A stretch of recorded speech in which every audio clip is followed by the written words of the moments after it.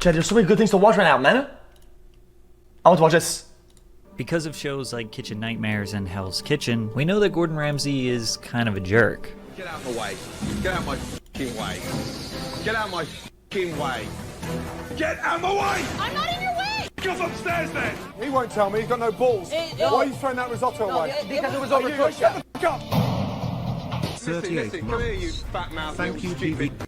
Many people attribute Gordon's antics to a fake persona that he displays for entertainment. It's just a character, they say. However, when you consider the violent and abusive life Gordon had to endure, you will understand where his rage comes from. Gordon's father, Gordon Ramsay Sr., was a violent alcoholic who Ramsay described as a hard-drinking womanizer. When his father was drunk, he'd either hit the children or throw things around the house. "We had to run for our lives," he recalled. "We spent many nights, weekends, hidden in the Department of Health and Social Security rooms." Although his father abused and neglected his children, his mother Helen suffered the most. She was beaten relentlessly, even when she was 7 months pregnant with Gordon's younger sister. Gordon and his siblings, Diane, Ronnie, and Yvonne, often sat cowering upstairs in their bedrooms, while their mother was subjected to physical abuse downstairs. She often feared one day he might kill her. Gordon was already bigger than his father by the age of 12, but he never fought back. "I don't know if I could ever have hit him.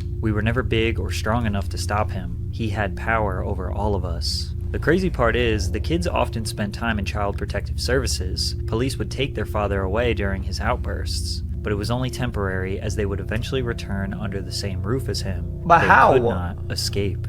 To make matters worse, Gordon's father didn't even support the family financially. His mother was a career nurse, and his father just worked various dead-end jobs. Dad would often have a fallout with someone at work and get fired, and because our home often came with his job, we would become homeless and have to move again. The family lived in roughly 16 different homes across England before settling. Hold up, chat. Hold up, chat. I'm not even this good at the video, okay?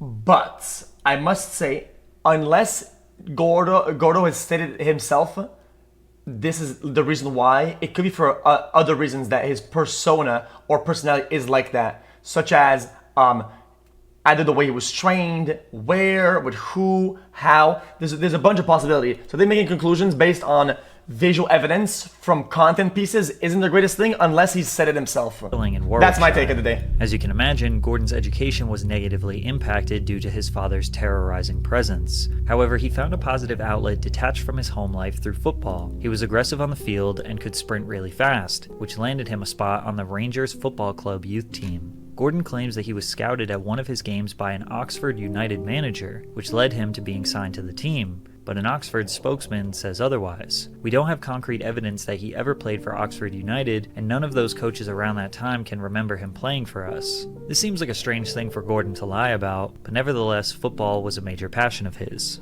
It was also around this time that Gordon was finally able to flee his father's abuse for good. His mother told Gordon and his sister Diane that tension in their relationship was worse than ever. She forced them to move out of the house for their own safety. At age 16, Gordon and Diane moved out and got their own flat together in Banbury, located in Oxfordshire, southeast England. But at age 19, Gordon's dreams of being a football player were destroyed, which was the best thing that would ever happen to him. After suffering a serious knee injury, Gordon enrolled at North Oxfordshire Technical College to study hotel management. During this time, he worked as a commie chef at the Roxton House Hotel. The commie chef, otherwise known as a junior chef, is at the bottom of the food chain, literally. Most kitchen brigades are organized similarly to the military.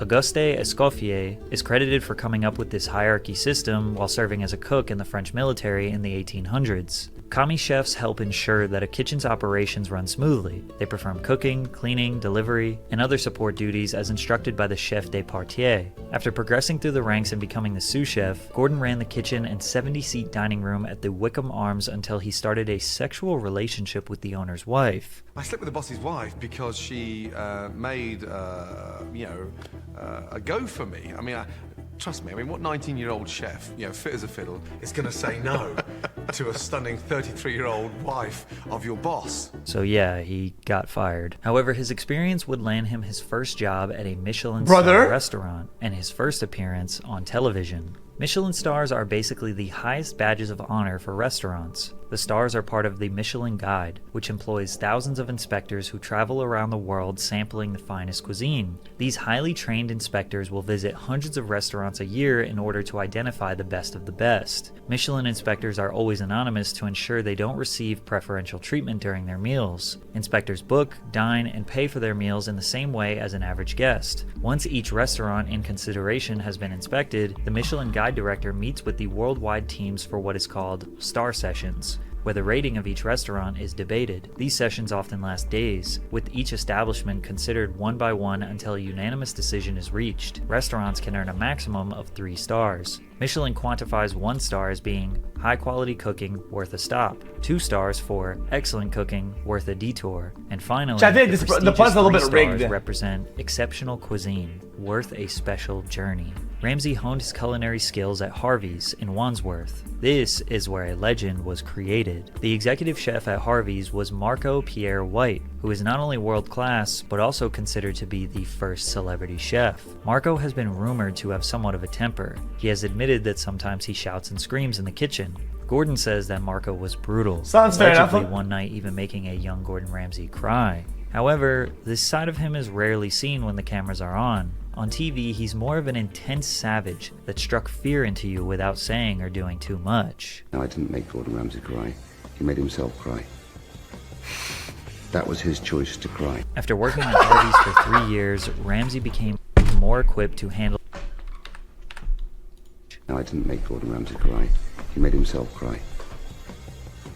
That was his choice to cry. After working at Harvey's for 3 years, Ramsay became more equipped to handle the fast-paced and high-pressure trade of fine dining. He also probably learned that sometimes to run a kitchen you need to be aggressive, loud, and dominant. The 1988 documentary Marco shows a behind-the-scenes look at the chaotic life in the kitchen. Gordon is seen multiple times throughout the documentary calm, listening, learning, and getting a taste for what it was like to be on the big screen. Sadly, his family was still suffering. Gordon's sister Diane decided to return home to live with their parents. One day, their father threw scalding hot milk over their mother, who was in bed, punching and dragging her downstairs. Diane got her mother to the hospital, where they were referred to Women's Aid, a charity in the United Kingdom aimed at ending domestic violence against women and children. The pair found refuge in one of the charity's shelters for 6 months and got help sorting out Helen's benefits. Her husband had never given her any money, likely a tactic he used to ensure she would never leave. Helen and Diane went home to find the flat ransacked and a You know what, Chat? Guys, I'm just gonna say how it is, Chat. Guys, it's rare that I hear about a case like like in a documentary or online or in a piece like that somebody is a recipient of something that is like good, like a good charity or foundation. It's kind of cool to hear though that it's helpful in a meaningful impact. Like it's boom. Postcard on the mantelpiece. And it's a good thing. One night when you're least expecting it, I'll come back and finish you all off. From that moment onward, the Ramsay family was finally free of Gordon James Sr. Yo! By his mid-20s, Gordon had already built a resume that would land him jobs working alongside world-class chefs in France. Is this Chat dumb? It's a simple concept. France, and then as head I chef. missed it. Sorry. I'm done talking. Of Gordon James Sr. By his mid-20s, Gordon had already built a resume that would land him jobs working alongside world-class chefs in more. Sorry, Chat. I'm done talking. Flat ransacked and her any money, likely a tactic he used to ensure she would never leave. Helen and Diane went home to find the flat ransacked and a postcard on the mantelpiece warning, "One night when you're least expecting it, I'll come back and finish you all off." From that moment onward, the Ramsay family was finally free of Gordon James Sr. By his mid-20s, Gordon had already built a resume that would land him jobs working alongside world-class chefs in France, and then as head chef at La Tante Claire in Chelsea, a 3 Michelin star restaurant. However, Marco White would present something that would stamp Gordon's legacy permanently. In 1993, Marco offered Gordon a head chef position and a 10% share in the Rossmore. The restaurant was renamed Aubergine and achieved Michelin star status 14 months later. Gordon's cooking was so highly sought after that the restaurant had a waiting list of up to 6 months and bills averaging about €75 per person. By 1997, Aubergine won its 2nd Michelin star. Despite the restaurant's success, a dispute began between Ramsay and the business owners, who wanted to expand and turn Aubergine into a chain restaurant. Gordon didn't feel he could duplicate his cooking as a formulaic concept like most chain restaurants do. After many years of disagreements and legal battles, Ramsay announced his I think back in the days, they had the euros. No? Or I think they had the GBP.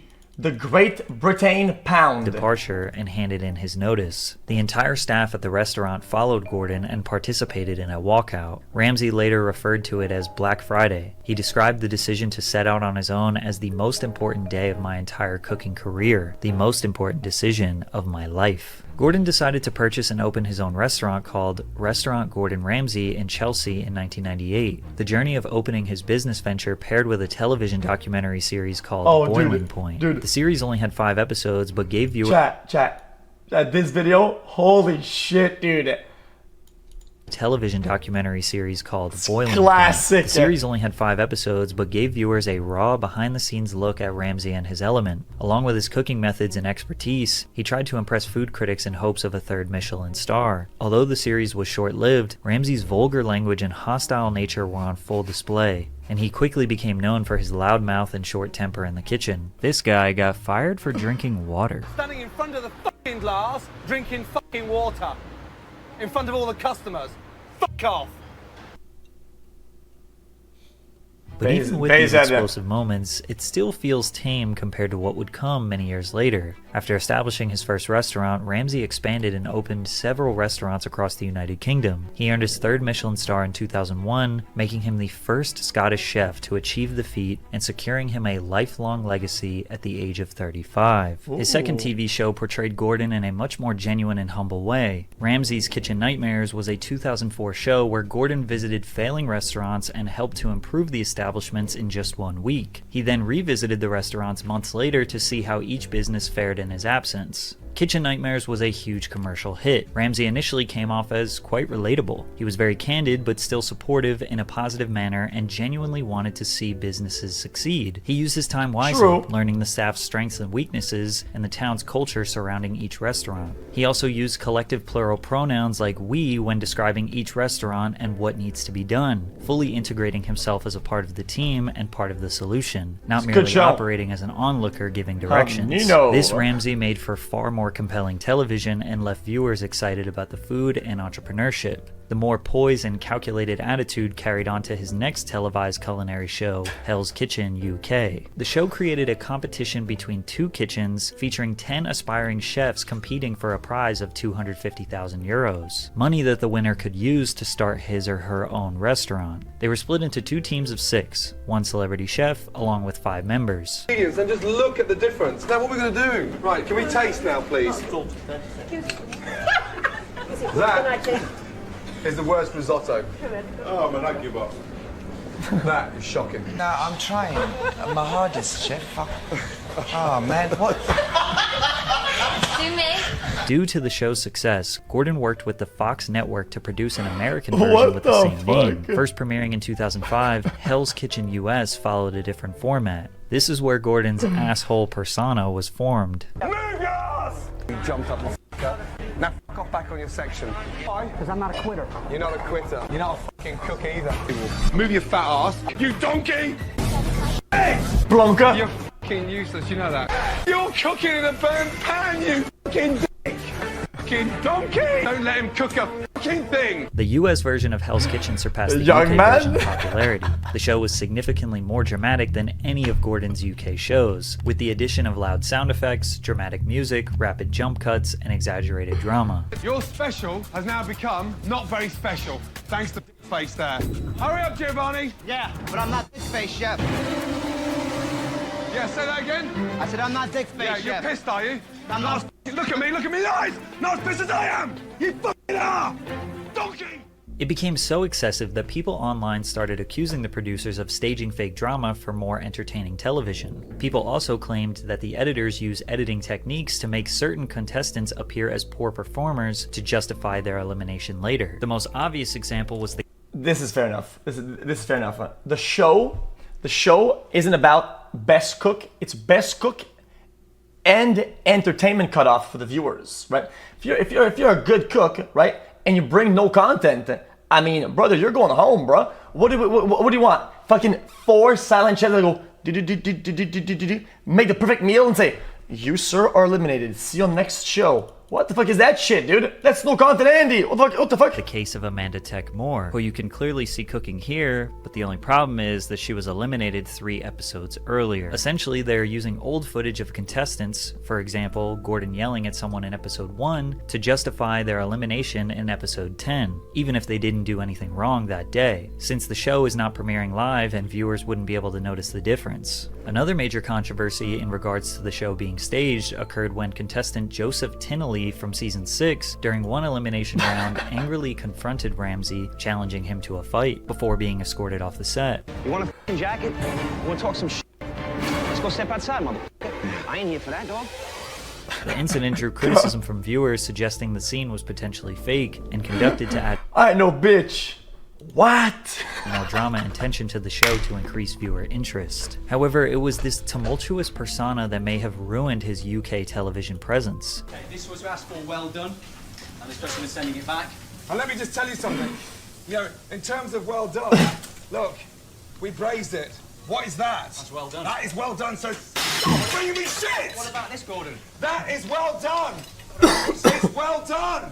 Without the added sound effects and intense music, Gordon's screaming looks less performative, which made viewers think he was actually just a jerk. But the USA audience couldn't get enough of Gordon. He was a rock star. He worked with the Fox network again to produce an American version of Kitchen Nightmares. First premiering in 2007, Kitchen Nightmares US followed the exact blueprint as the original, as the owners invited Gordon to spend a week with a failing restaurant to revive the business. However, like the US version of Hell's Kitchen, Kitchen Nightmares was more dramatized and featured Ramsay displaying a visibly short temper, regularly yelling profanities and insulting his staff. Gordon once even said the F word 298 times in just 2 episodes. When you saw those 2 Kitchen Nightmares condensed into one, last year when they had those 2 Bro, I thought, dude, I thought the other one, holy 298 shit. bucks. I wasn't proud of that. There's come a time when, at the age of 43, I'm getting a bit tired of the foul-mouthed bully chef. In that same interview, Ramsay was adamant in his refusal to pander to elderly British viewers by trying to act like anyone other than himself. So on one hand, he admits he isn't proud of his excessive outbursts. On the other, he isn't just gonna act like a proper lad to please his UK audience. Plus, in 2017, he came out with a show called The F Word, so I don't think he really cares that much. Both versions of Kitchen Nightmares produced 7 seasons and were cancelled collectively in 2014. As of September 2021, Ramsay has accumulated a net worth estimated to be around $220 million, with an estimated salary. Wait, that's it? Wait, I'm confused. This guy, chat, he made multiple empires. I would expect it to be way more than that. What do you mean only? Brother, do you have any idea how colossal this guy is? Brother, he has multiple empires. You don't know he has one. He has multiple of them. To be around $220 million, with an estimated salary of $225,000 per episode. Okay, yeah, Google's no. Apparently, Google's does notion. It's more than that. I was right. Gordon typically earns roughly $45 million per year from his media and restaurant business. His shows account for more than 75 hours of programming and more than $150 million in ad sales for Fox. With restaurants in the UK, US, France, Italy, China, South Korea, and Qatar, his empire has expanded on a global scale. Evidently, being a dickhead pays pretty well. But Gordon is also able to act like this because he has started at the very bottom and grinded for decades mastering his craft. The reason why I say only, okay, is that this guy is the centerpiece of all his shows. After one successful show, he has a lot of leverage, and then he has like 4 or 5 shows total at the end, right? So his leverage, he always has it, and he's not a dumb person. He's not just gonna sell some bullshit ad deal or some shit for some company and get scammed on it. He's a smart to some degree where he's getting crazy deals because he's the centerpiece. The shows don't work if it's not him. Craft. These days, you could see him on TikTok telling people how terrible their cooking is. Whether his rage comes from his father's abuse or from the perspective of a passionate teacher wanting his pupils to learn, it never gets old seeing Gordon Ramsay absolutely destroy someone's cooking. Interesting. Yo, I enjoyed that. I enjoyed that video. Yo, this is X on the beat, yo. Okay. You heard my voice as well. That ass. Anyone knows that boy? I don't know, he's just so soy. Anyone knows that boy? I don't know, he's just so soy.